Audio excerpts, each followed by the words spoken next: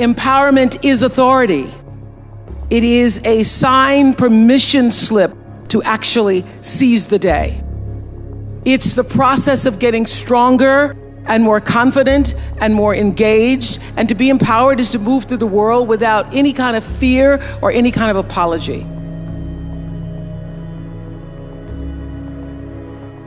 And with these gifts comes an even deeper privilege, I believe, and that is the ability to take charge of your own life, to own yourself, and claim your rights. And here's what I know for sure, that to whom much is given, much is expected. And I have been given so much. I've earned it, I've been blessed with it, but I've been given a lot. And that's why I've chosen to use my life to lift other people up. I have a very big life.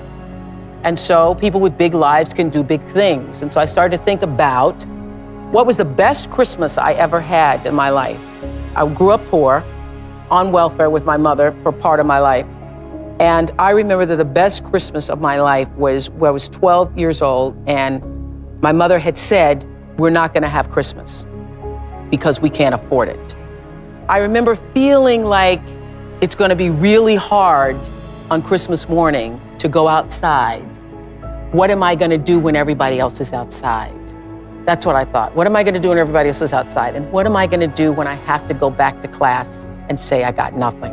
So that's what I was mostly worried about. And then some nuns showed up. Some 3 nuns came to our house and they gave me a doll and they bought us food and we had our Christmas. That was the best Christmas of my life because somebody remembered and I wasn't going to have to be the kid that said I got nothing. So I wanted to be able to create that same feeling for children who had nothing. So I decided to go to South Africa. Originally, I wanted to do 1 million kids and then just realized I only had 4 weeks vacation. So in 4 weeks, I could not reach 1 million kids because I didn't want to just write a check, send a donation. I wanted to be able to look in each kid's face and say to that child, somebody remembered you. And so that's what I did with my life this Christmas. I took 41 people from here, hired another 50 people over there, and we were a traveling caravan from one village to the next. We did 2,000 kids a day. We had parties for children who were orphans, and it was singularly, I will tell you, I could weep thinking about it, the best experience of my life. The singularly best experience of my life.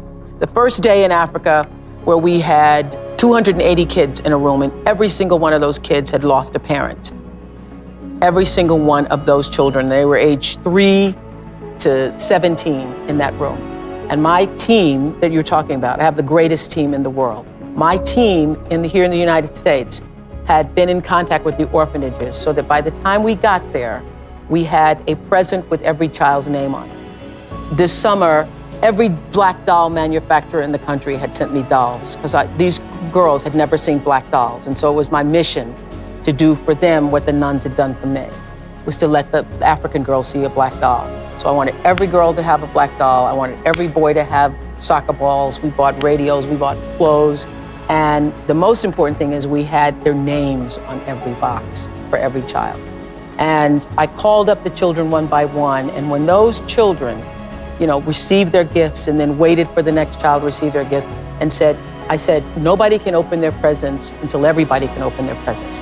And on the count of 3, when I counted to 3, and those children opened their presents, was the single greatest moment of my life. I have a big life, so I can take 50,000 presents and do that over and over and over again to orphanage after orphanage. But what I felt in that room from those kids is a lot of what you're talking about and what you're talking about and what you see in the faces of those women. When you look into the eyes of someone and you give them a gift, whether that be a physical gift or it be a gift from your spiritual self, from your presence, from the essence of you, and you see the light, you see the joy.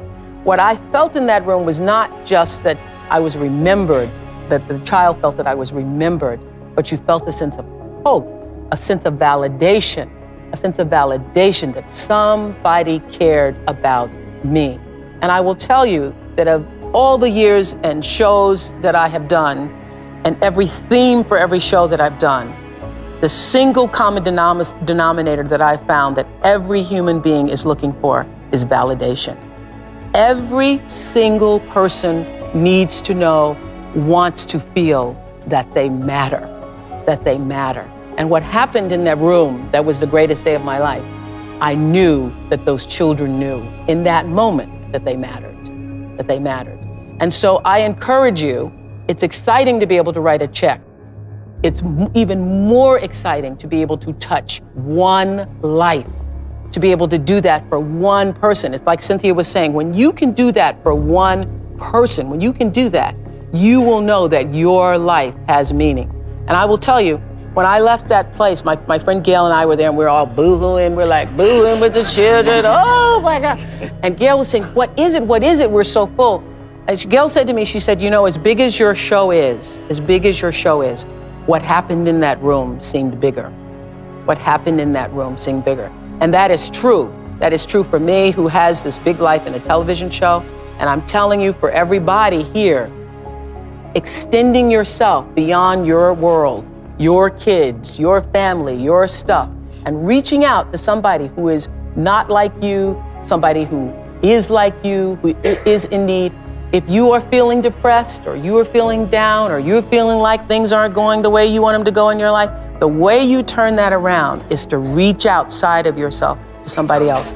Reach outside of yourself to somebody else. It will change you. It will change you.